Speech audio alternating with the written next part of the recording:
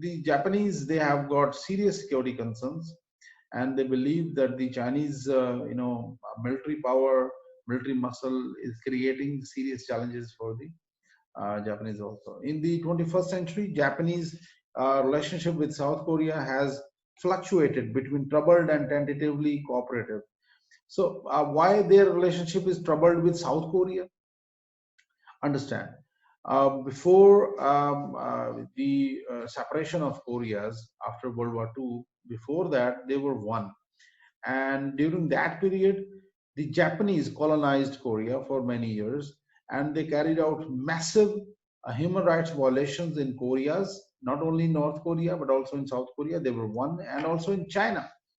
So the South Koreans believe that those human rights violations, they were war crimes, and the Japanese must say sorry for that. Although Japanese have apologized, but still they don't believe that they have really accepted that that was mistake. But anyways, that is a part of history, and that creates tension between South Korea and Japan. So apparently they are allies, but the problem underneath, they have got some trust issues also. So Washington has generally encouraged both countries, Tokyo and Seoul, इन दोनों को बहुत वो बोलता है कि यार आपस में आप लोग सुलह रखो, वरना दुश्मन बहुत पावरफुल है नॉर्थ कोरिया जो है. अच्छा, whenever they got some issues, जैसे ही North Korea, whenever North Korea carry out any missile test, they start cooperating with each other. Why? Because they have got shared security concerns. Shared security concerns का मतलब है both get threat from the Chinese and the North Koreans. Developed economies, both are developed economies, no doubt. Japanese are, they are also $1 trillion economy. The South Koreans are also $1 trillion economy. And a commitment to open markets. Both countries are now a part of the US bloc, and they believe in open market business, good connectivity with world, international rules and norms, and regional stability. They believe in international rules and norms, and they are closely aligned with the US ally, US and its NATO alliance, and regional stability. They believe in regional stability. Why? Because they believe the North Korean aggressiveness and the Chinese aggressiveness is creating problems in this region.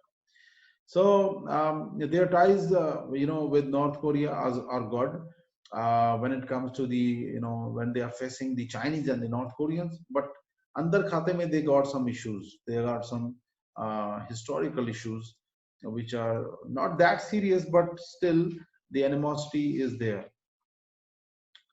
I think this is what I have already discussed. The South Korean threat perception is also same like the Japanese threat perception. South Korea also face two-pronged threat: the armed, hostile, and unpredictable North Korea. And another threat comes from the uncertain intentions of China, because China can do anything. China is too way powerful. China is not directly capturing these countries, but they create tension in these states. They support North Korea also. So that creates challenges for these countries. Both Japan and South Korea have a shortage of energy and natural resources and depend heavily on the shipping lanes.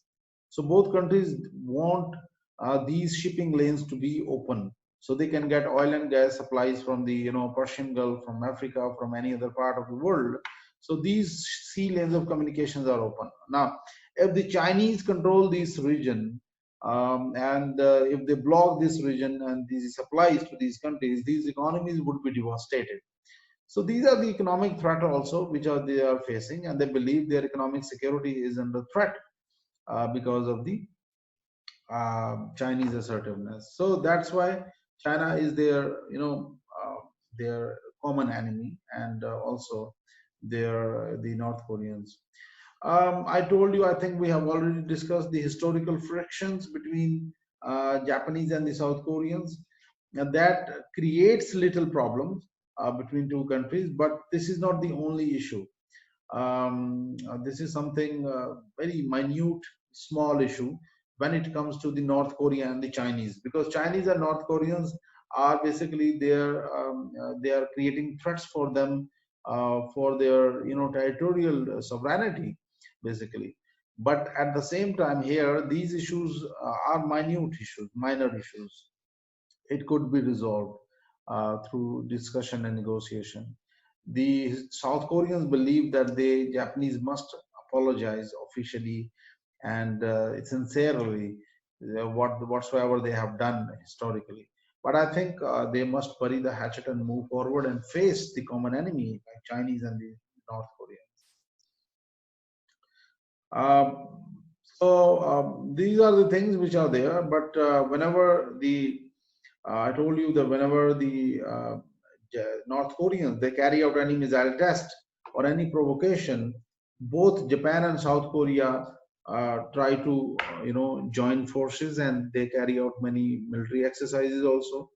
So in 2016, the three countries US, South Korea, and Japan they carried out first joint military exercise with Aegis ship. Aegis ship, they are basically focused on tracking North Korean missiles. Now they have, America have deployed three type of air defense system in this area.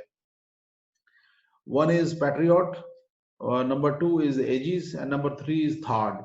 So these three-prong air defense system trying to protect the Japanese and the South Koreans from incoming missiles of North Korea and China at different ranges. So they are collectively working on it, and they are trying to protect themselves from any possible strike from the North Koreans. Japan and South Korea, they are also having some, territorial issues also. Like for example, there is one island known as Dokdo in Korean, are administered by South Korea but claimed by Japan. Now that island is controlled by South Korea, but it is claimed by Japan. These Japanese statements about the claim in defense documents routinely spur official condemnation and public uproar in South Korea. Japanese क्या करते हैं अपनी official books में अपने defence documents में उन islands को अपना पार्ट शो करते हैं. They believe that these islands were historically part of Japan. So even today they write these things in their textbooks that these areas belong to them, which again create problem and confusion.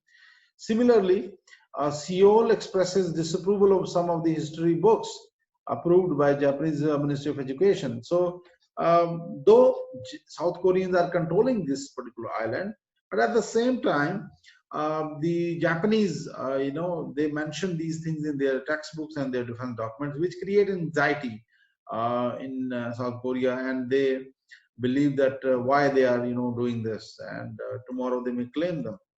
Let's look at the Dokdo Island's position. So you will understand that this Dokdo Island, according to law, it belongs to South Korea, because nearest island of South Korea, as you can see in this map, the nearest island of South Korea is, as you can see at the top, Olegundo Island of Korea, which is approximately 110 kilometers from Dokdo.